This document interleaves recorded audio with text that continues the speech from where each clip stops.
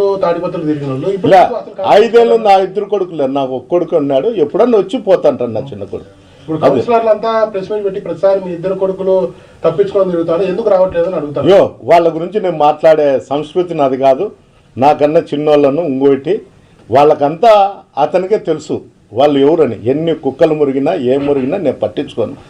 దీని గురించి ఏదన్నా ఉంటే ఆ కుటుంబం ఏదన్నా మాట్లాడమని నేను మాట్లాడతా. వాళ్ళతో ఏదన్నా చేసుకుంటే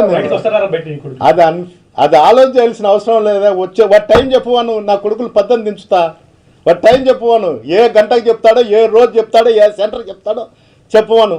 నా కొడుకులో అర్ధ గంటలో నేను 4 గంటలు హైదరాబాద్ నుండి అనంతపురం దించకపోతే వాడు చెప్పవాను. అంటే కూటమి అధికారంలో వచ్చినప్పుడు బయట పెట్టారు కదా మీ కొడుకులు. అధికారం కాదు, ఎలక్షన్ల ముందు నుండి, ఎలక్షన్ కౌంటింగ్ కన్నా ముందు నుంటే బయట ఉండాలి. ఈ రోజు ఏం కాదు, కానీ నా కొడుకు చిన్న కొడుకు ఎప్పటి నుంటో బయటనే ఉండాలి. ఈ రోజు ఏం కాదు, బయట ఉండారా లోపల ఉండారా అనేది అవసరం లే. వాడు పౌరుషం గురించి మాట్లాడినాడు, ఆ పౌరుషం నాకుంది, మా వంశానికి ఉంది. మేము ప్రతిపక్షంలో ఉండే, అధికారంలో ఉండే, కొట్లాడే శక్తి మాకు దేవుడు ఇచ్చినాడు, రాజకీయాలు చేసే శక్తి మాకు దేవుడు ఇచ్చినాడు, పోరాటం మా స్ఫూర్తి. అందువల్ల వాంతో ఎప్పుడైనా ఎనీ టైం ఎప్పుడైనా చెప్పవను. 4 గంటల్లో ఎక్కడున్నా కూడా నేను దించుతా. వాడు యా సెంటర్కి వచ్చాడు చెప్పాను. నేను చెప్తాను కదా, అధికారం లేదు, నేను వస్తాము, మా కుటుంబం వస్తామని చెప్తాను. నేను తెలుగే చెప్పేది, ఇంగ్లీష్ ఏం కాదు. మా కొడుకుతో చెప్పిలా, ఇది నా కొడుకుతో చెప్తే పోలీసులు అడ్డం పెట్టుకొని రాజకీయం చేస్తున్నారు అక్కడ.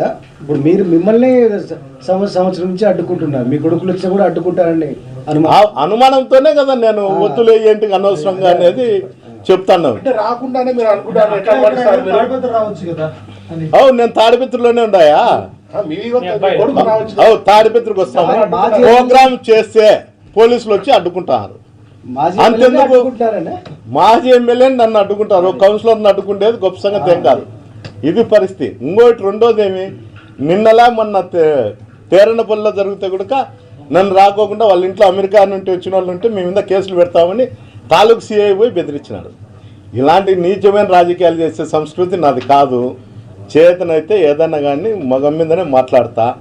అతనికి ఏదన్నా కానీ ఈసారి ప్రెస్ మీట్ మీడియా గుండా మీరు చెప్పినా సరే, నేను ఎట్లా ఇప్పుడు వాయిస్ ఇచ్చినా దాన్ని తెలుసుకొని ఆయన గ్రీవెన్స్కి వచ్చి ఇచ్చే, ఎప్పుడు ఎనీ టైం ఏదన్నా కానీ నేను సిద్ధంగా ఉండాలి. ఇప్పుడు చేసి ఇంట్లో వాళ్ళందరినీ రమ్మంటారు, మీరు కూడా ఇంట్లో వాళ్ళంతా వస్తారా? మా ఇంట్లో వాళ్ళంతా, నా కుటుంబం ఒకటి సాలంటా, నా కొడుకులు వచ్చామనే కదా చెప్తాండి.